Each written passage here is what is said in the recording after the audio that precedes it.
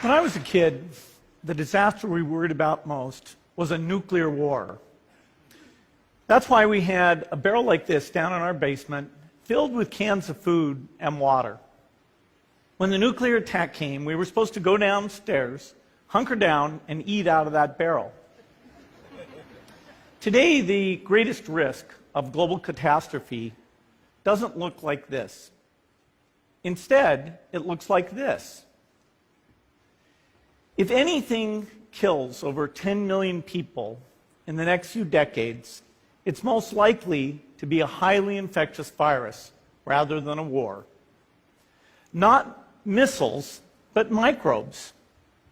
Now, part of the reason for this is that we have invested a huge amount in nuclear deterrence. But we've actually invested very little in a system to stop an epidemic. We're not ready for the next epidemic. Let's look at Ebola. I'm sure all of you read about it in the newspaper. Lots of tough challenges. I followed it carefully through the case analysis tools we use to track polio eradication. And as you look at what went on, the problem wasn't that there was a system that didn't work well enough. The problem was that we didn't have a system at all. In fact, there are some pretty obvious key missing pieces.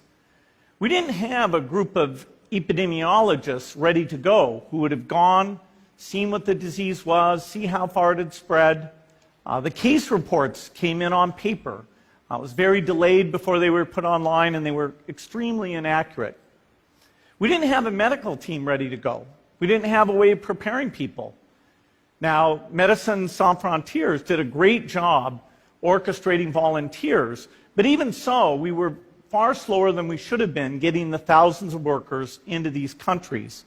And a large epidemic would require us to have hundreds of thousands of workers.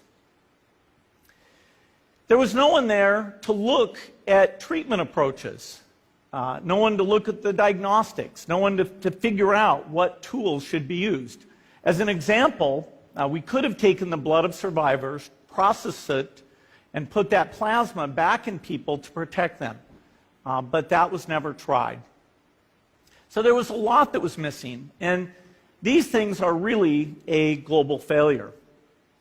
The WHO is funded to monitor epidemics, but not to do these things I talked about. Now in the movies, it's quite different.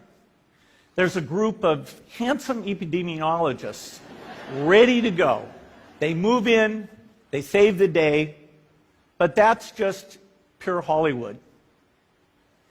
The failure to prepare could allow the next epidemic to be dramatically more devastating than Ebola. Let's look at the progression of Ebola over this year. About 10,000 people died, and nearly all were in the 3 West African countries. There's 3 reasons why it didn't spread more. The first is there was a lot of heroic work by the health workers. They found the people and they prevented more infections. The second is the nature of the virus. Ebola does not spread through the air.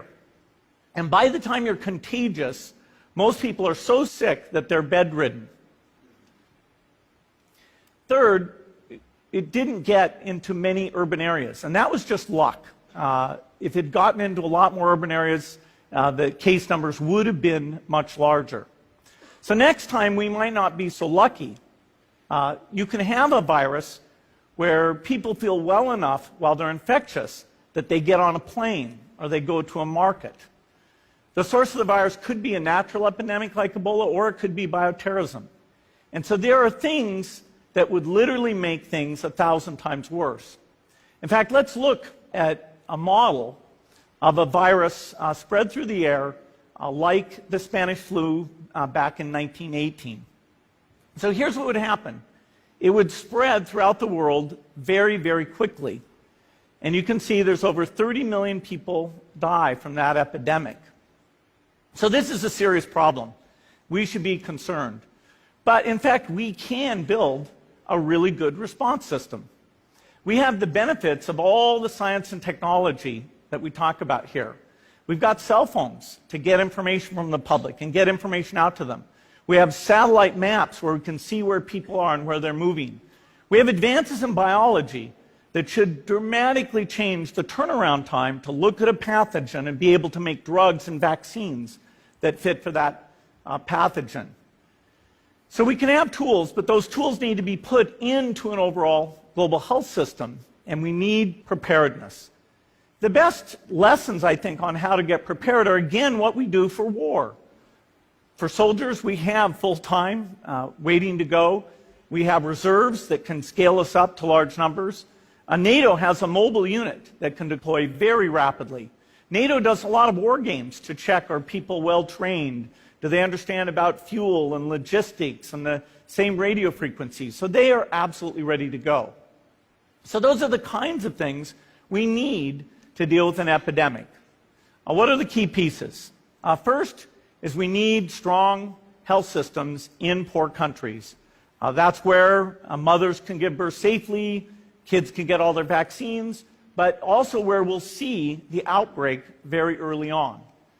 We need a medical reserve corps, lots of people who've got the training and background who are ready to go with the expertise. And then we need to pair those medical people with the military, taking advantage of the military's ability to move fast, do logistics, and secure areas. We need to do simulations, germ games, not war games, so that we see where the holes are.